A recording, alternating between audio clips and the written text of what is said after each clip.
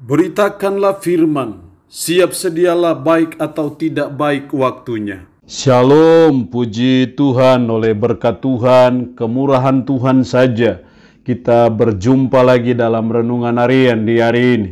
Saya percaya mendengar firman itu suatu yang sangat penting, karena iman itu timbul dari pendengaran dan pendengaran akan firman Kristus. Mengawalinya, mari kita berdoa.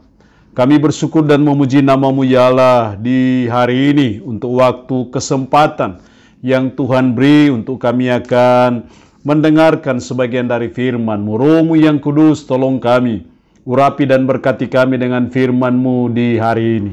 Dalam nama Tuhan Yesus Kristus kami berdoa. Amin. Nats firman Allah yang menjadi renungan kita bersama di hari ini saya ambil dari Injil Lukas pasalnya yang ke-18 ayat 31 sampai dengan ayatnya yang ke-34. Secara khusus saya akan baca ayatnya yang ke-31. Firman-Nya berkata demikian. Yesus memanggil ke-12 murid-Nya lalu berkata kepada mereka, "Sekarang kita pergi ke Yerusalem dan segala sesuatu yang ditulis oleh para nabi mengenai Anak Manusia akan digenapi." Demikian kebenaran firman-Nya hari ini yang mengajar, menasihati kita arti penting penderitaan Yesus bagi kita. Kita tahu bahwa kita ada pada minggu-minggu sengsara Kristus, di mana kita melihat bagaimana penderitaan yang dialami oleh Kristus secara sadis dan secara luar biasa. Sesungguhnya semuanya itu untuk kita semua. Karena itu hari ini kita akan melihat apa sesungguhnya arti penting penderitaan Yesus bagi kita. Apa sesungguhnya makna penting penderitaan Kristus bagi kita sebagai umat Tuhan. Setidaknya ada dua hal penting dari makna ataupun arti penting penderitaan Yesus bagi kita. Yang pertama sebagai bukti kasih Allah kepada kita. Jadi kita harus melihat penderitaan Kristus itu sebagai wujud nyata, sebagai bukti yang nyata, yang konkret, yang aktual dari kasih Allah kepada saudara dan saya. Karena sesungguhnya saudara dan saya yang harus menderita.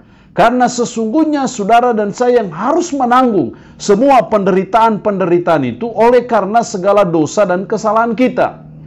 Tetapi Kristus mau menanggung semua penderitaan kita sampai Dia rela mati di bukit Golgota. Itu semua karena kasih Allah yang sungguh ajaib dan luar biasa bagi saudara dan saya.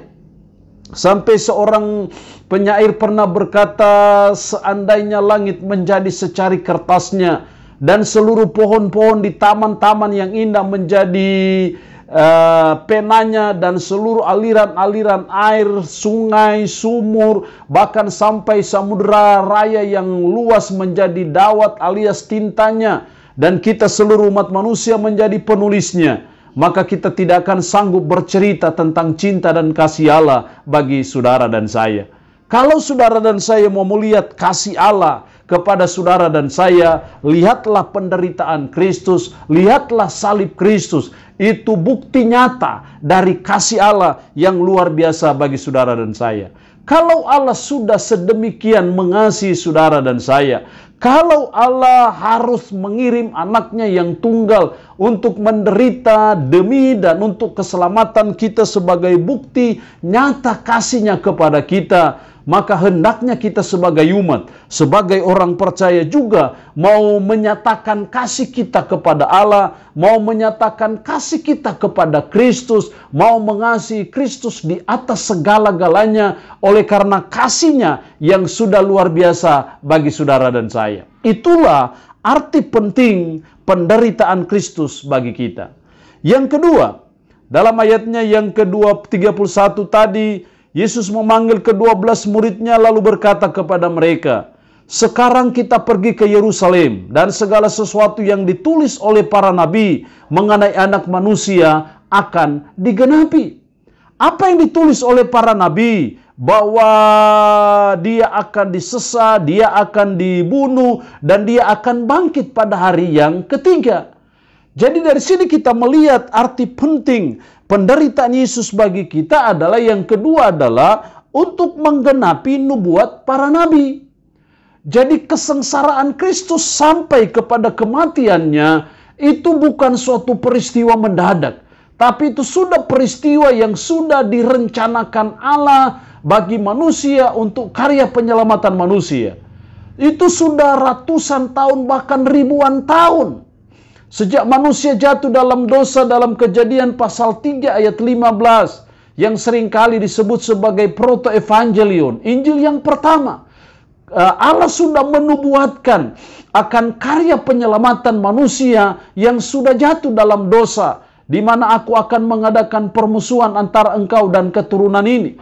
Keturunan perempuan akan meremukkan kepala dari keturunan si ular, tapi keturunan ular akan meremukkan tumit dari keturunan perempuan. Sesungguhnya itu bicara soal nubuat akan penderitaan Kristus sampai kepada kematiannya.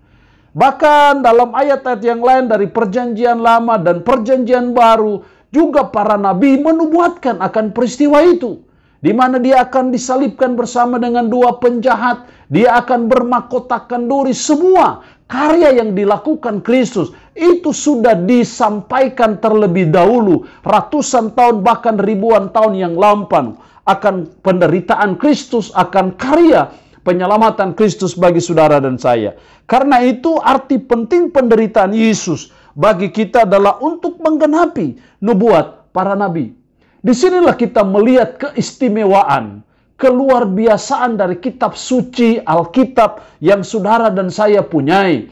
Bagaimana nubuat para nabi dari ratusan bahkan ribuan tahun yang lampau itu akhirnya digenapi di dalam diri Yesus Kristus. Itu suatu yang luar biasa. Penggenapannya yang luar biasa akan karya penderitaan Kristus harusnya mendorong kita dan memotivasi kita untuk terus belajar kitab suci, untuk kita terus belajar mencintai kitab suci dalam perjalanan hidup kita, karena melalui kitab suci lah saudara dan saya bisa bertumbuh dalam kehidupan rohani kita.